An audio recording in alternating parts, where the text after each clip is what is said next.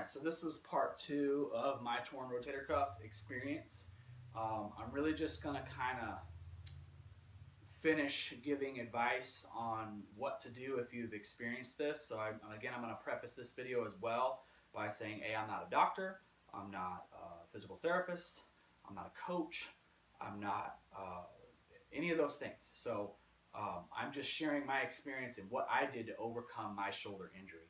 And I'm also going to preface that, or the rest of the video, by saying, if you have a shoulder injury, if you think you have a shoulder injury at all, you need to go see a licensed professional and have them diagnose you and do exactly what they say. Because again, that is 100% what I did, and that's why I feel like I was able to have a successful recovery, is because I followed the advice of a licensed professional. So I kind of finished my last video with just, I guess concluding my experience overall and how, it took me 5 months post tear to reach, I would say, about 95% of my strength pre-tear. And then since then, I tore it in April of last year, and by September, I was back up to about 95% strength. And it is March now, March 21st, I believe. And I would say I'm pretty much 100% at this point. I did lose about 20 pounds since then, but my strength levels are pretty darn close. And I think if I were 230 again, I would be just right at the same strength levels, because my leverages would be a little bit better. So I just wanted to share some of the things that I did and that I still do now to make sure that I maintain the best possible shoulder health that I can maintain, to A, prevent further tearing or damage, and B, just to improve the overall health and function of my shoulders. So number one, I always make sure that I warm up properly.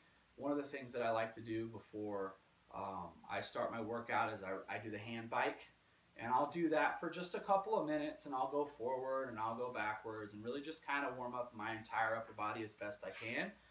And then I'll go downstairs at my gym. There's an upstairs and a downstairs, and I'll do internal and external rotations. I'll go on the cable machine, I'll pull it down and set it so that I can stand, and I'll pull the cable in, and then I'll pull the cable out, and I'll do 20 reps both ways with both arms, because again, I want to maintain healthy function in both shoulders, not just my left one.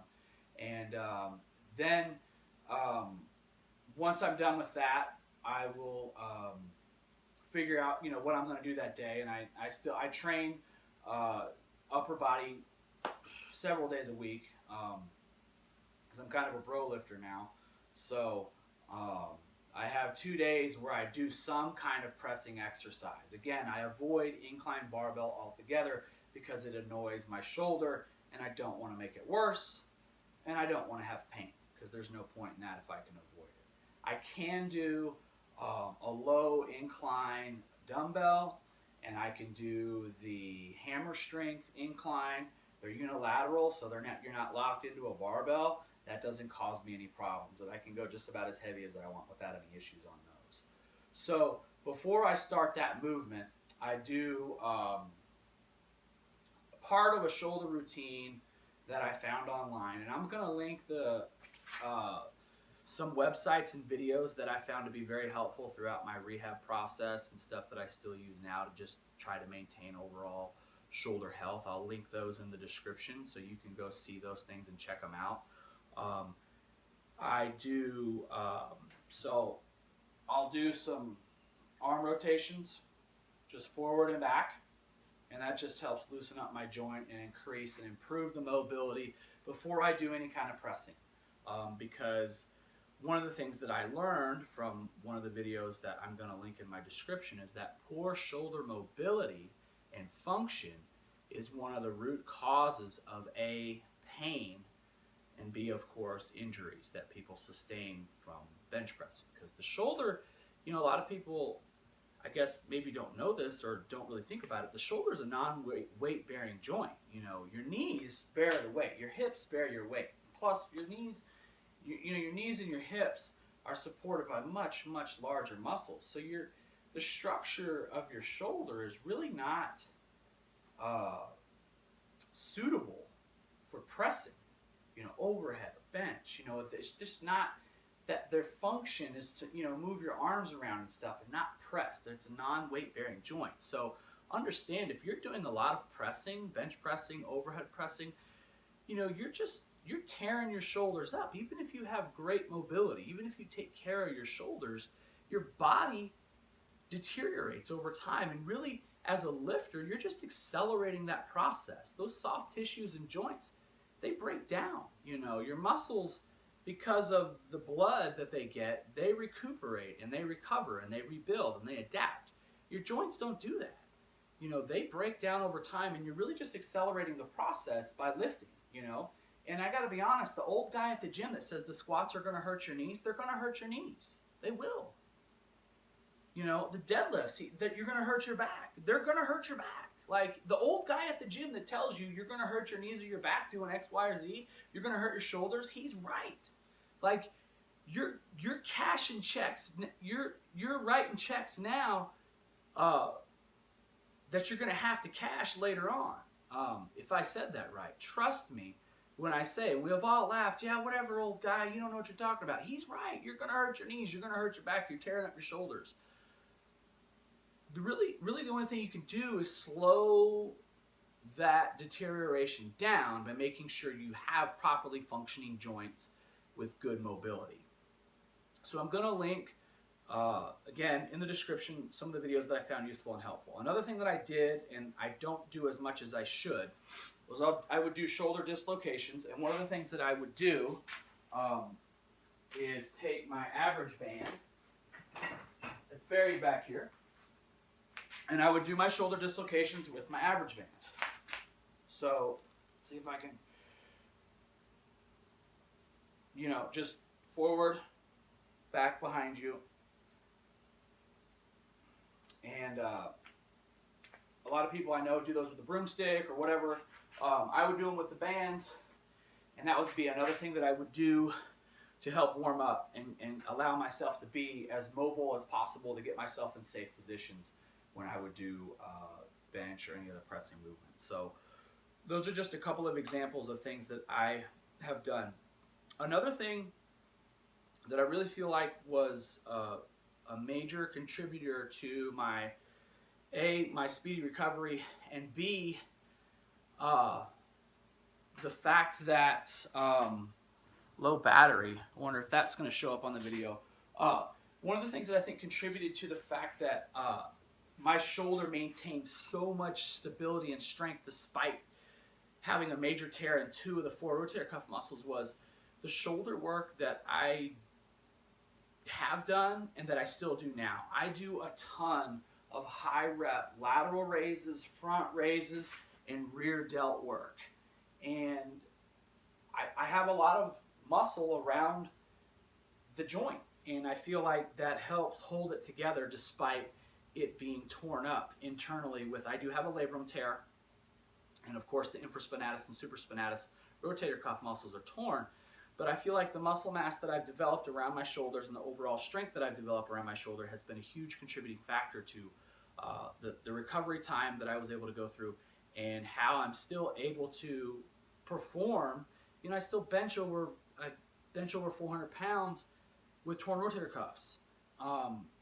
You know, and I know that's not like the most amazing feat strength of all time. It's not even really that impressive, but you know, I think that speaks volumes and really highlights the fact that if you take care of your shoulders and you exercise your shoulders properly, you will you know, save yourself from injury down the road. Or if you do get injury, your injury is going to be less significant, and your recovery time is going to be shorter. So just a little bit of advice on how to train your shoulders properly. Go light. There's no reason to grab the 60s and swing them up. You're not working your delts. you're working your traps, and you might as well be doing hang cleans or something. I'll work with, on lateral raises, I'll work with 20 to 25s, and literally my range of motion is this. I'll go up here, okay? I don't go past this point, because once you go up here, now the tension's off your delts. I'll go up to about here and down to here. Up to here, down to here. I'm maintaining tension on my delts, and that gives me the best stimulation I feel like I can get. Same thing with rear delt raises. I'll even do them like this. I'm sitting on the end of this bench, and I'll grab my light dumbbells, usually 15 to 17 and a half, and that's the entire range of motion right there. My delts, my rear delts are time under tension. I'm actually stimulating the muscle. I'm not swinging it up and working my traps and my back. I'm trying to isolate the actual shoulder muscle. Same thing when I do my front raises. I don't go all the way down, because once you go all the way down, you lose that contraction. Time under tension, lightweight. I don't really work my traps in an isolated way. I don't do a whole lot of shrugs. I feel like the deadlift works. All right, I lost track of what I was going to say there for a minute, but I finally remembered what it was. So moving forward, to finish this video, hopefully I can get this all in a two-part. My final bit of advice is how to prevent shoulder injuries from occurring in the first place. Number one, make sure that you are taking care of yourself in regards to your mobility. Like I said, I'm going to put some links in the description to some things that I found helpful that helped improve my overall shoulder mobility and function. Make sure you pay attention to that, number one, because like I said earlier, I learned that one of the root causes of shoulder pain is not necessarily the trauma that you suffered, because a lot of people, if you bench a lot, if you're a competitive powerlifter, you probably have some damage in your shoulder somewhere. You have some rotator cuff damage. You probably have some labrum damage. But your pain is probably more of a result of your poor mobility or shoulder function in general. So take care of that. Make sure that you're taking care of yourself so that you can actually use the joint correctly. Secondly, and this may be even more important than that, leave your ego at the door.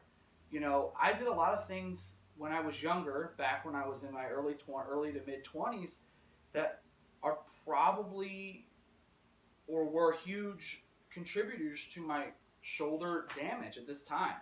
Super heavy overhead press with dumbbells. Ooh, look at me, just pushing too hard, struggling. And I'm telling you right now, there are plenty of guys that are still competitive and they're young lifters and they don't know any better yet. They train heavy every workout. Every workout they train heavy. And if you're one of those people that does that and you're watching this, please take my advice. Stop doing that. You do not need to train heavy. That was one of the biggest mistakes that I made as a competitive lifter, was trying to train heavy all the time. Oh, you got to feel the weight. If you don't feel the weight, you're not going to be able to lift it on the meet day. That's a bunch of baloney. Your overall work is what is going to cause adaptation. Yes, there are instances when you want to train heavy at 90, 95% of your max. Hit a single, hit a double. But you don't need to grind yourself into the ground with reps that are at a 10 RPE every workout. You're digging yourself an early grave. Trust me, I know. I've been there. I've done that. That's how you injure yourself. Assess where you're at as you're warming up that day and figure out what you're going to do. Auto-regulate. Be smart. Train smart. Leave your ego at the door and make sure that you're paying attention to your overall shoulder mobility. And then finally, I guess another thing that I would say is assess yourself based on your past experiences. I played high school football. I played college football. And I think that also had a contributing, those were contributing factors to my overall shoulder health at this point. If you did things that involved a lot of use of your shoulders, you may be more susceptible to injuries than other people who didn't. If you were a baseball player, your throwing arm, that shoulder is probably going to have issues before your other shoulder. This shoulder for me was the shoulder that I would crash into people with more than my right. So I feel like I did some damage to this shoulder, which led to it deteriorating at a much faster rate than my right one. So consider those things. I hope this video was helpful. Please remember, I'm not a licensed professional other than I teach kids. I'm not a doctor. Please follow your doctor's advice. Go see a licensed professional. get a diagnosis, and then hopefully what I said in this video will be helpful to you. Thanks.